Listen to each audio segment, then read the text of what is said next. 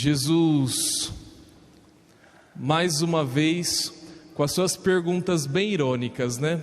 O que é que vocês vinham discutindo pelo caminho? E como se Jesus não estivesse escutando o que pelo caminho eles estavam realmente conversando. Mas lembra-se bem, olha, eu vou dizer para você o que estava acontecendo no coração dos discípulos. O que estava acontecendo dentro deles. Porque aí você tem que acompanhar um pouco o que está no Evangelho. Lembra do domingo passado?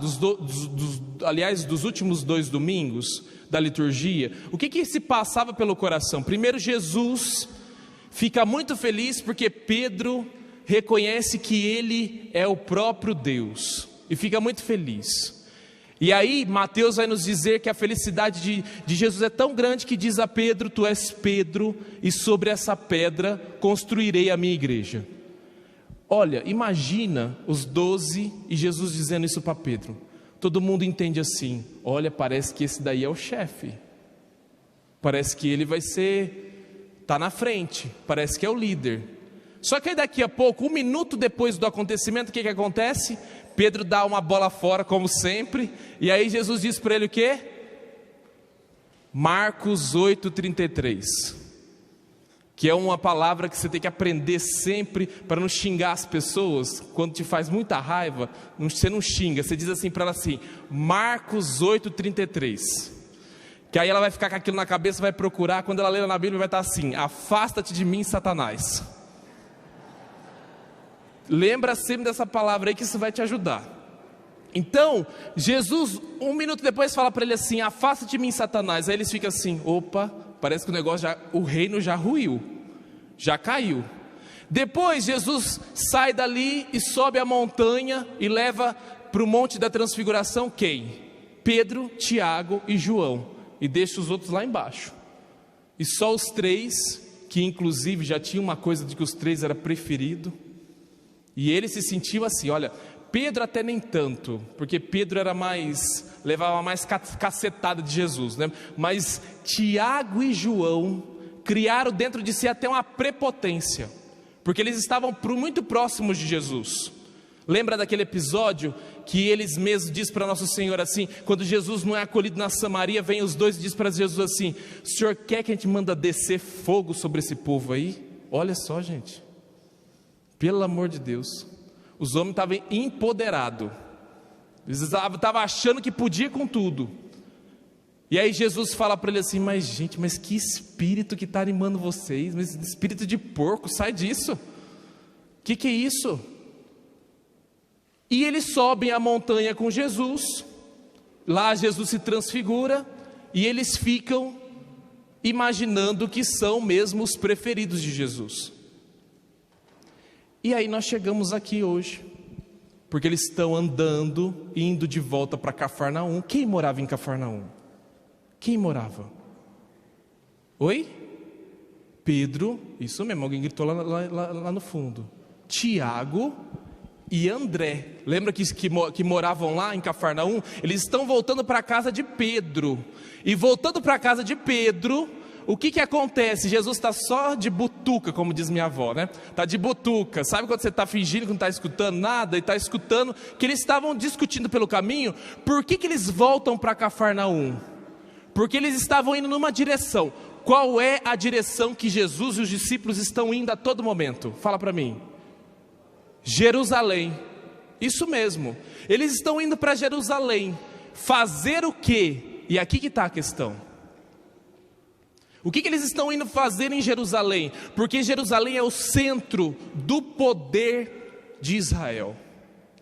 E aí você imagina que esses discípulos estão andando com Jesus, e eles chegam numa cidadezinha, chega lá em Cafarnaum. Olha, dizem que em Cafarnaum, isso quem nos conta é Lucas, e Mateus também conta, mas nos conta que a cidade inteira se reuniu numa tarde para escutar o que Jesus falava. Então você imagina que Jesus ia passando, e ele era um homem de grande poder. E aí ele passava e curava um cego aqui. E aí todo mundo chegava para os discípulos e dizia assim: menino, mas quem é esse homem aí? Quem é esse homem? Como é que ele faz isso? Que poder que ele tem para fazer isso? E aí os discípulos viam que aquilo que eles faziam, a missão que eles faziam, que eles tinham para fazer, dava resultado. Quando Jesus chegava numa cidade, as pessoas se sentiam como que mudadas. E aí chamava os discípulos do lado e falava assim: não, é esse homem aí, é ele que nós temos que crer, vamos seguir ele. E eles viam multidões. Antes disso Jesus tinha partido pão para aquela multidão. Eles viam esse povo aí, o que a bondade que Jesus estava fazendo para esse povo. Então, quando nós chegarmos lá em Jerusalém, no centro do poder, e as pessoas verem quem é esse homem, o que vai acontecer? Nós vamos tomar o poder. E por isso que eles discutiam quem era o maior. Por isso que eles discutiam, eles estavam discutindo entre eles, gente, cargos, funções. A mãe de Tiago e João, a mãe de Tiago e André, chegou a dizer para Jesus, pedir para ele, para que um sentasse à direita e outro à esquerda. Eles estavam imaginando que chegando lá, eles estavam discutindo tipo assim, quem ia ser o ministro da defesa, quem ia ser o ministro da fazenda, quem ia ser eles estavam discutindo esse tipo de coisa, porque imaginava que era isso que ia acontecer.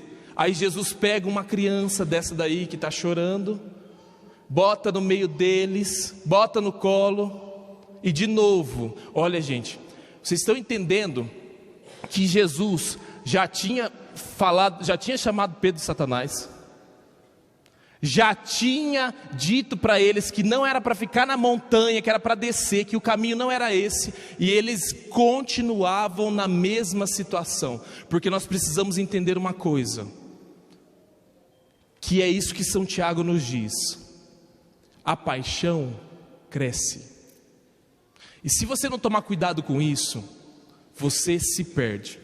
E o que Jesus está dizendo é que você precisa encontrar recursos para você não deixar isso crescer.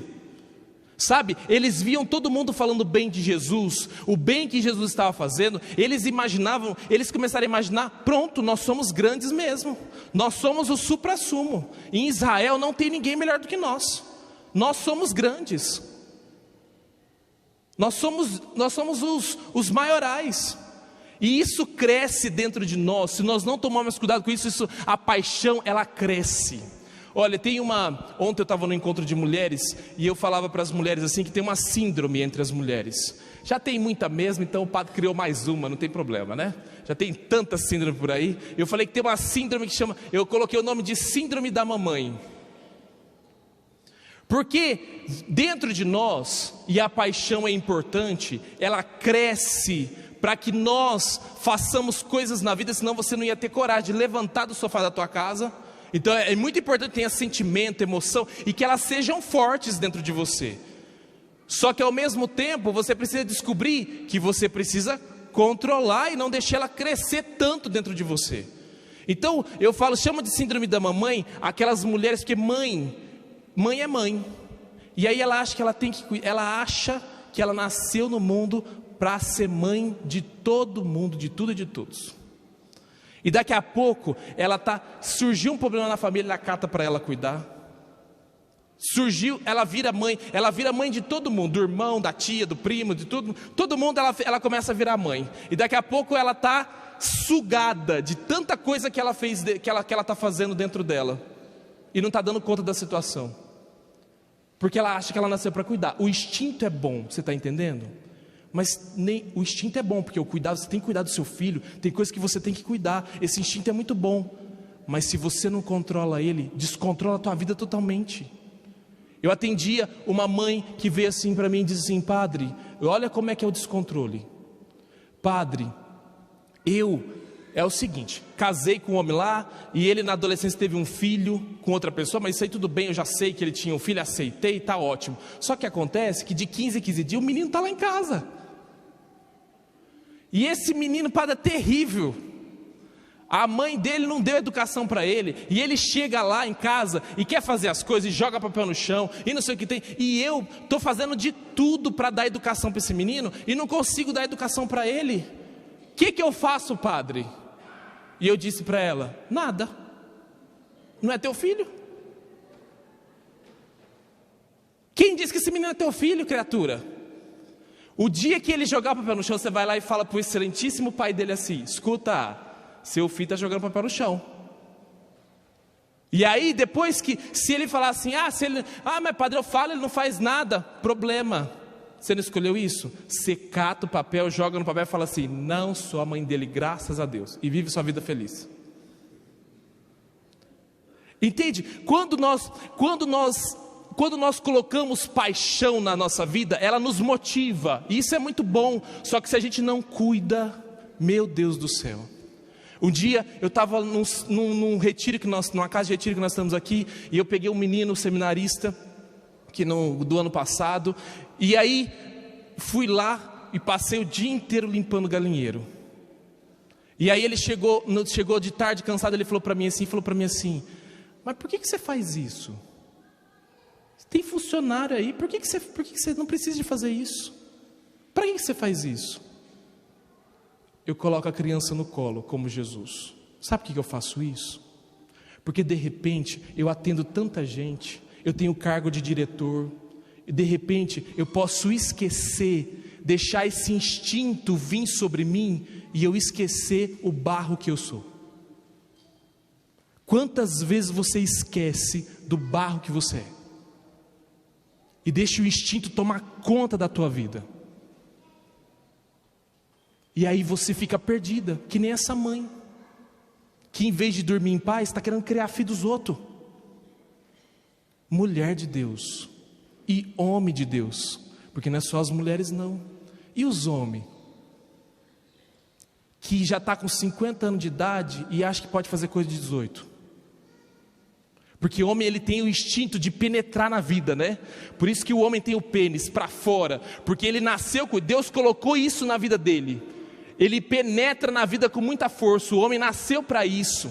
Mas esse instinto é muito bom, mas se eu não cuido dele, meu filho, você está com 50 anos subindo no telhado sem poder, está querendo, em vez de chamar o homem especializado para consertar a coisa da casa, você está lá querendo consertar o que você não sabe consertar, e está arranjando problema para a sua vida, e está que nem Pedro, Tiago e João, achando que vai salvar o mundo. Jesus olha para eles e diz assim: olha, quem vai salvar aqui sou eu. E aliás, vou contar uma coisa para vocês aqui, bem baixinho, viu? Só para você saber. Jesus já salvou o mundo, tá bom? Não queira você achar que vai salvar. Principalmente as mulheres. Porque você se sente responsável por tudo e todos nessa vida. E aí você cai, porque você acha que você é poder, e quanto mais cresce, quanto mais o orgulho, o poder cresce dentro de você, quanto mais alto você vai, é que nem o padre do balão. Lembra do padre do balão? A queda é tão feia, meu filho, que depois não acha nem os destroços. Cuidado com isso. Cuidado com essas coisas. Não seja como os discípulos de Jesus, que depois entenderam, e todos eles entenderam. Tanto que está relatado nos Atos dos Apóstolos que eles entenderam que primeiro é quem serve os outros. Primeiro é quem serve. Que Deus te ajude a fazer essa experiência na sua vida, todos os dias, de descer dentro de si, para fazer coisas grandes. Porque só faz coisas grandes quem é capaz de diminuir, controlar o instinto, o impulso, controlar aquilo que cresce dentro de você e que às vezes faz mal. No instante de silêncio, peça a graça de Deus. O que é que anda descontrolado na tua vida, que você precisa controlar? O que é que anda sem controle dentro de você? O que cresce no seu coração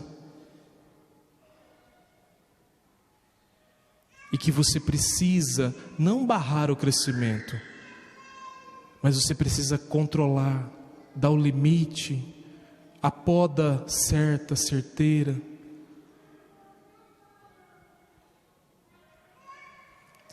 E nessa liturgia nós pedimos isso a nosso Deus, para a gente ser melhor todos os dias. Professemos a nossa fé. Creio em Deus Pai